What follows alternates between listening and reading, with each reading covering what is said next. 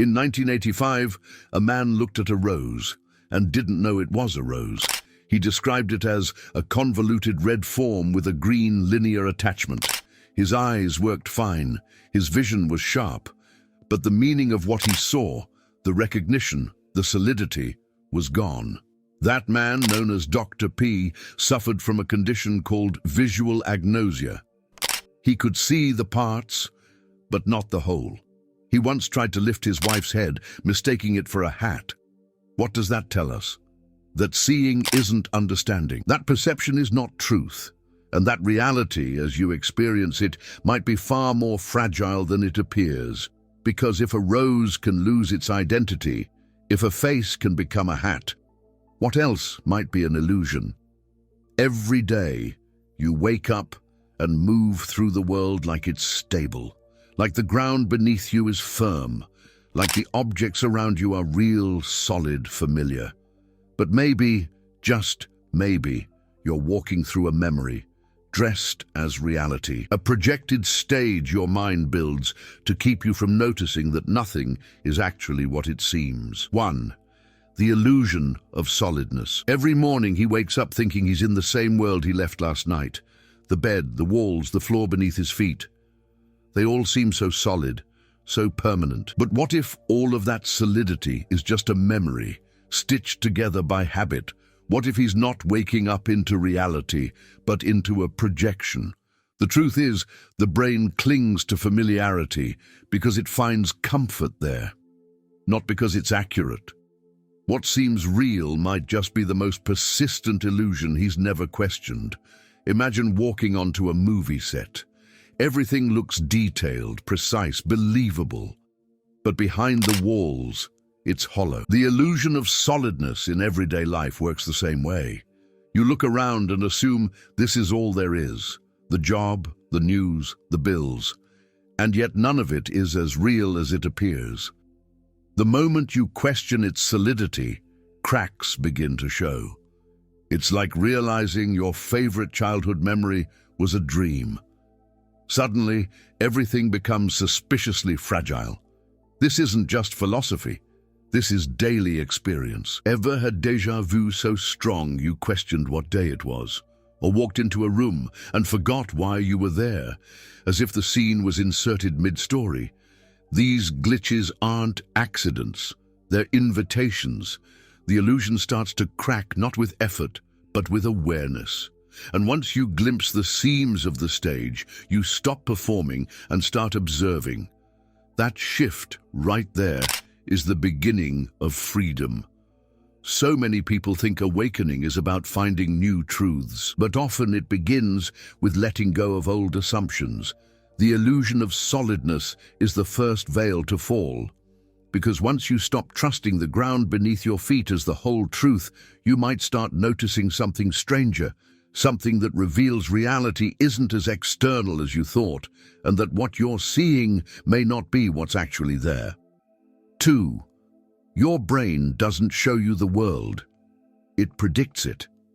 He walks into a room thinking he's seeing it clearly. The table, the window, the light bouncing off the floor. But what he's actually seeing isn't reality. It's his brain's version of it. His eyes pick up scattered fragments of light and shape, but it's his mind that fills in the gaps. Every corner, every object, every shadow is a guess, based on memory, pattern, and belief. What he thinks is seeing is really remembering, dressed up as perception. And most of the time, he doesn't notice the difference. This prediction game is the mind's way of saving energy. Instead of decoding reality in real time, it recycles old templates. That's why a stranger might look familiar, or why you swear you saw someone who wasn't there. It's not spiritual woo-woo, it's how the brain works. Think of it like autocomplete on your phone. The brain assumes what's coming next, based on what's come before. And because this predictive model works fast and keeps you alive, it rarely gets questioned. Until now. Try it yourself. Look at a familiar object, a cup, a chair, a photo. Really stare.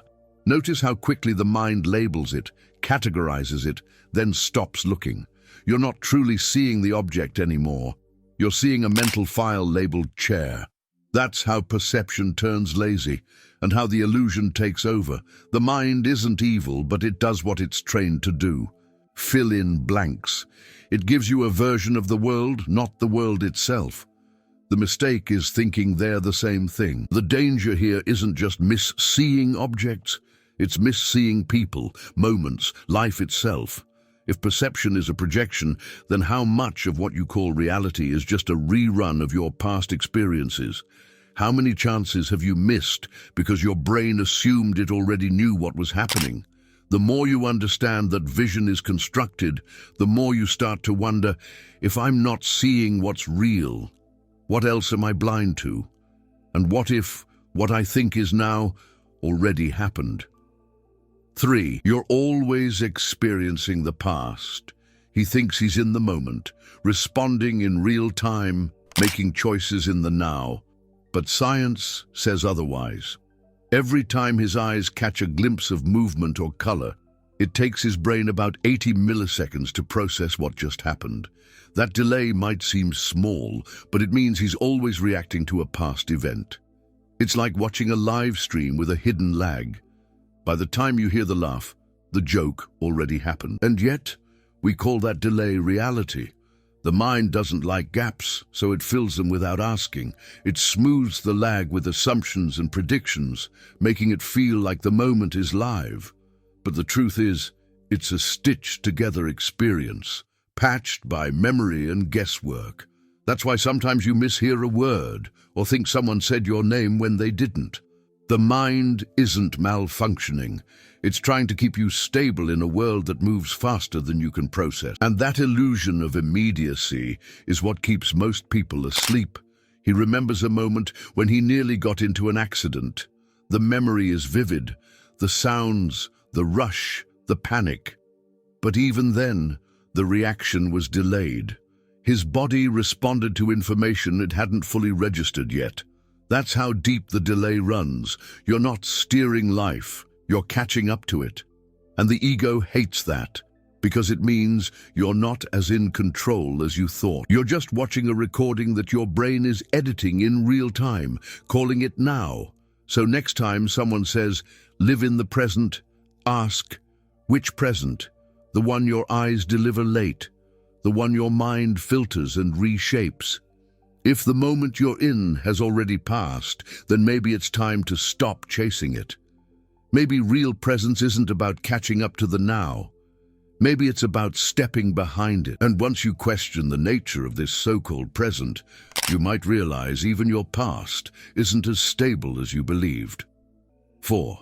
Memory is fiction, not fact. He recalls his childhood like flipping through a photo album, moments framed, colored and cherished. But the mind isn't a camera, it's a painter. Every time he remembers, he's not replaying the past, he's recreating it. Studies show memories are reconstructed, not retrieved. Like a dream told over and over, the edges blur and the story changes. What he remembers may not be what happened, but what made emotional sense at the time. That's why two people can live the same moment and walk away with two completely different truths. Memory shapes identity, whether we notice or not. He says, this is who I am. But what if that I is just a collection of edited stories? The brain removes pain, reshapes failure, and even inserts details that never existed. Think about it. Ever been in an argument where both sides swore they remembered it exactly? That wasn't just pride. That was perception rewritten by emotion. The more he believes his memories are solid, the more he lives inside a curated illusion. And this illusion builds the mask he calls himself. Want a practical example? Write down a memory in detail. Then ask a sibling or friend who was there to describe it too. 9 times out of 10, their version will sound like a parallel universe. It's not that one of you is lying. It's that memory isn't loyal to truth. It's loyal to narrative.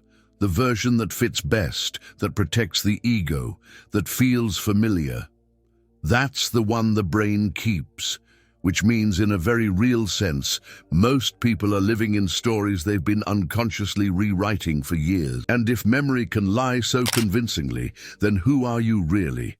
If your identity is built on moments that shift with time, mood, or suggestion, what happens when those stories lose their grip? What remains when the past can no longer be trusted as fact? The ground begins to wobble, and the self you thought was fixed starts to bend. And if the past is unreliable, maybe the self you defend is just the next illusion waiting to be seen through. 5. The self is a script you didn't write. He thinks he knows who he is. I'm not good at that. I've always been this way. It's just how I am. But where did those lines come from? Look closer, and you'll find they weren't written by him. They were handed down from parents, teachers, media, religion. Layer by layer, he adopted names, habits, fears, and beliefs like a costume. And over time, that costume became a character. He didn't choose it, he rehearsed it, until it felt like home. But just because something feels familiar doesn't make it true. Try this. Imagine he was born in another country with different parents, speaking a different language. Would he still love what he loves now? Fear what he fears? Would he still be him? Probably not. His sense of self is a product of context, not essence. Identity is not fixed, it's fluid. But the ego hates fluidity. It wants to be someone. It craves continuity, even if it means clinging to pain or mediocrity. So the mind builds a story, and that story becomes a prison he defends without question. Identity is sticky because it gives a sense of control. If I know who I am, then I know how to act, how to be seen, what to expect.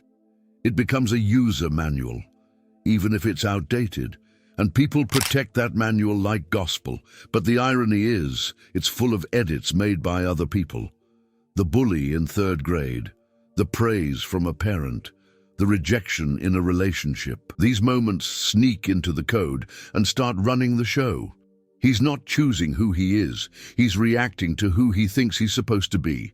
But what if he stopped playing the part? What if he stopped reciting the same lines? The fear, of course, is losing the self, but maybe what he's afraid of losing was never really his to begin with. And if he lets the script fall silent, something else might surface.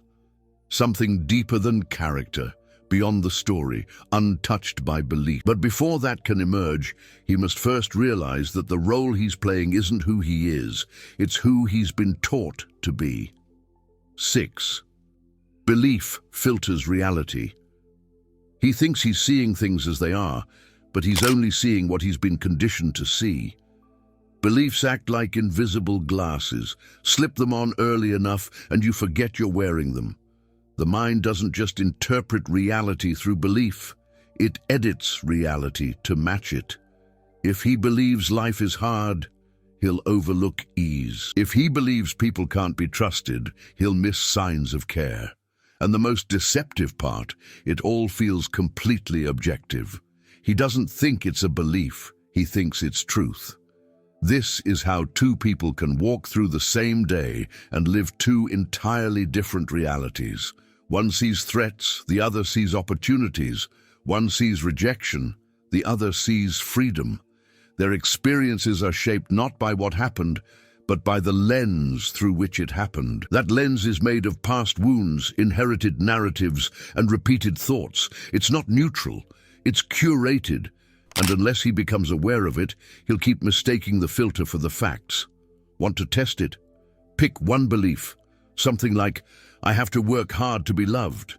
Then spend the day observing how your mind reinforces it. You'll see how quickly it ignores evidence to the contrary. It's like a search engine that only shows results it agrees with. That's confirmation bias, and it's how beliefs trap awareness. You're not living in truth, you're living in a reflection of what you expect to be true.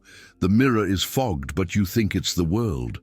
So when people talk about changing their life, they often focus on actions, but actions are downstream from beliefs. If the lens doesn't change, the scenery won't either. And here's the twist. The filter isn't just showing him his world, it's shaping his identity. And if his identity is based on these beliefs, then what happens if the beliefs aren't real? What crumbles when he starts to see without the filter? What new world starts to appear when awareness begins to lead? 7. Awareness is what's real. There's something strange he notices in rare moments of silence. Maybe it's between thoughts or just after a deep breath. A sense of something still, watching, not judging, not reacting, just there. That presence isn't loud, but it never leaves. It was there when he was 5, staring at the ceiling. It was there during heartbreak, during joy, during numbness. Unlike the mind, it doesn't argue. Unlike identity, it doesn't shift. That quiet witness, that's awareness. And it's the only part of him that's never changed. Strip away everything else, the roles, the memories, the beliefs, and that presence remains. It's not an idea, it's not a feeling. It's what notices the ideas and the feelings. It watched him become who he thinks he is. And it'll be there long after that identity dissolves. Most people are so wrapped in the noise of the mind, they never hear it. But when they do, even briefly, something clicks. It's like remembering something he never learned, like coming home to what was always underneath the noise. He spent his whole life thinking he needed to find himself through success, relationships, status. But maybe the self he's been chasing was never out there. Maybe it's the one who's been quietly watching the chase the whole time. That realization doesn't come from thinking harder. It comes from looking inward and listening.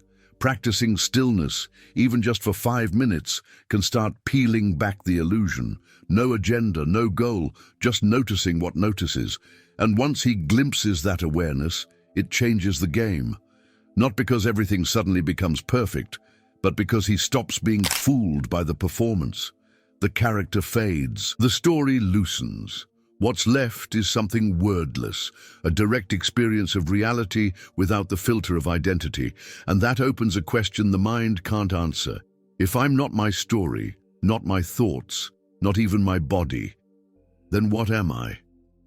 What's left when the illusion dissolves and only presence remains?